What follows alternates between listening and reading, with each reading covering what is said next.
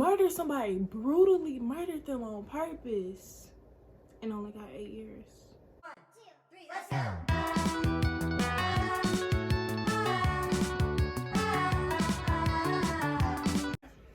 What's up, you guys? It's your girl. I don't know. You don't know? It's your girl, King. And I'm back with another video. Today I'm going to be reacting to 10 or 5. I don't know. Some amount of numbers to be in the title. Dangerous Kids.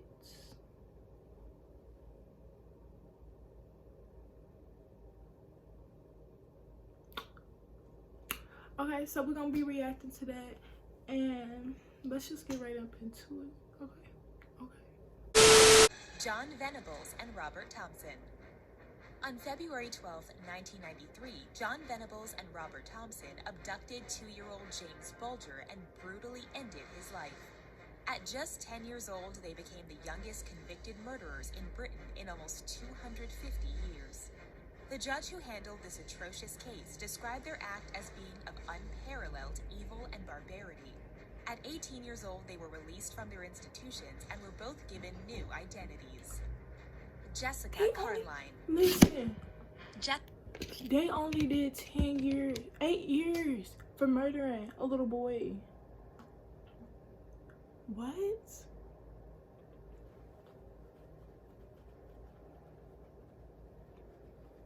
What?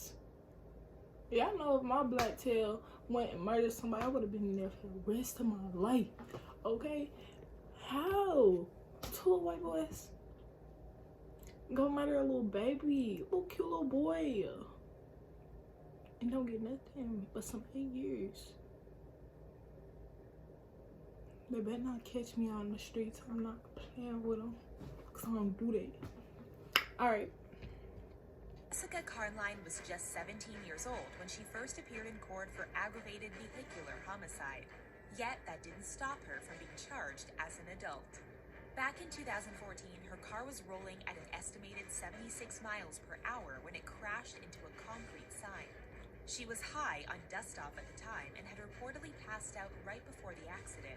Though she didn't mean to hurt them, her 2 friends passed away as a result of her carelessness. Alyssa Bustamante. When 15-year-old Alyssa Bustamante... How that little girl almost risked her life and accidentally killed some of her closest friends and get charged as an adult. But these 2 little boys murdered somebody, brutally murdered them on purpose, and only got 8 years. That's wild. That's wild. Took the life of her 9-year-old neighbor back in 2009. She wrote in her diary that the experience was amazing. Alyssa had told her victim, Elizabeth, that she had a surprise for her in the woods, and that's exactly where Elizabeth's body was found just a few days later in a shallow grave. Alyssa had suffered from depression for years, and her attorneys argued that her antidepressants contributed to this violent incident. Morgan Geyser and Anissa Weier. I ain't got nothing to say. Would you think we were joking if we told you that 2 12-year-old girls blamed a fictional character for their attack on their best friend? This one. When Morgan Geyser and Anissa Weier were caught red-handed, they said that Slender Man had forced them to sacrifice their friend Bella. After leaving Bella severely injured, the girls had attempted to go on a quest to find their beloved Slender Man. After this terrible ordeal, they were both sentenced to spend decades in a mental hospital. Eric Smith. Listen. Also, I'm sorry if it's loud in the background and if I'm too quiet. I'm just a quiet person. I don't know. I just talk real quiet. But listen, I heard about that case. That's crazy. Like, Eric Smith was just 13 years old when he took the life of 4-year-old Derek Roby. The saddest part of this whole story is that the day Derek passed away was the first time that his mom had ever let him go anywhere by himself. When asked why he committed the crime, Eric blamed it on a mad switch. He told his psychiatrist that he was very, very angry and that he had to let that anger out. Scott Kalogi. 20 minutes before New Year's Eve 2018, Scott opened fire on his family with a rifle that was legally owned by one of his family members. Scott is reportedly autistic, and he was pulled out of school in the 5th grade after kids started making fun of him. But neighbors of the family said that the incident completely stunned the community.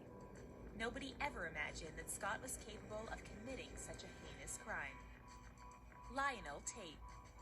When Lionel Tate was 12 years old, he took the life of 6-year-old. Hold on. Did he not go to jail for that? She ain't say nothing. Like, I get he is autistic, but boo. Give him some time. Tell him he need to be watched extra carefully. I don't know. Tiffany Unick. While Lionel's team maintained that he had accidentally hurt her while trying out some wrestling moves, Tiffany's 35 injuries proved otherwise.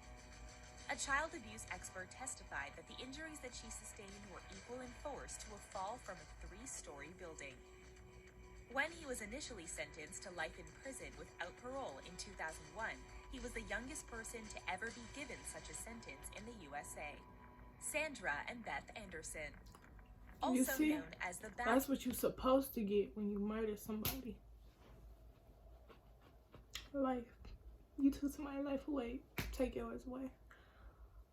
I'm still confused on how those 2 little boys murdered a whole person, little kid at that. And only got 8 years, boo. And new identities.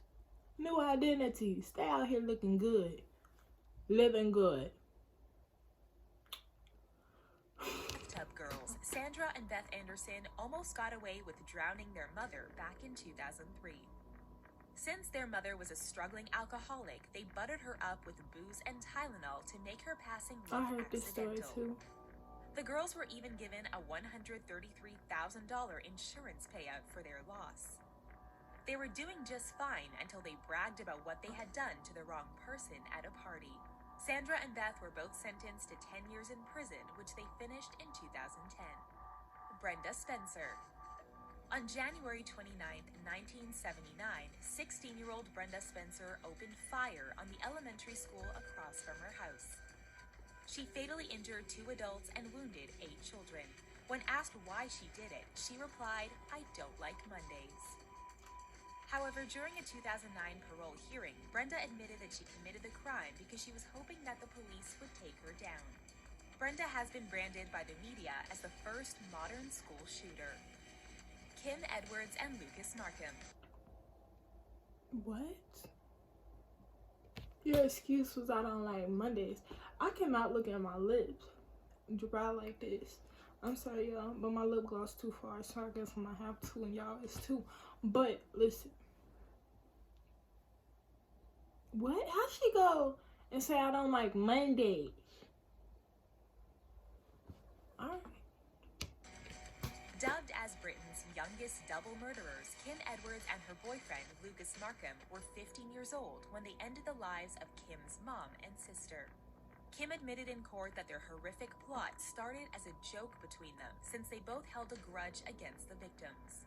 However, that joke escalated out of control and ended up landing them a sentence of 40 years between them. This dangerous duo reportedly ate ice cream and tea cakes right after committing their crime, which makes them sound like complete sociopaths to us. That's all for the most dangerous kids in the world. Hold on. Good. Let me stop that recording. Wow. People crazy. Go ahead, that squeaking noise. But that's crazy, to say the least. I don't know what to say about that. Ice cream after you kill your mom and your sister? And they only got 40 years? Clearly something ain't right in the head, but they ain't for me to decide. Alright, this is gonna be the end of this video though. So I hope y'all enjoyed. If y'all did, make sure y'all like, comment, and subscribe. If y'all didn't, hit that dislike button. Still subscribe because you might like another one. Okay? Alright. But without further ado, I ain't gonna hold y'all no more. Peace.